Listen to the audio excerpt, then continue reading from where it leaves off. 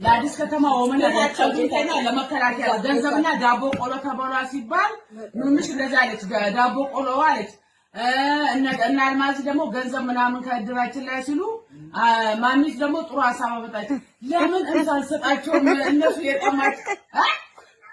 ባልኩስ በቃ አንደኛ አንቺ ሰላም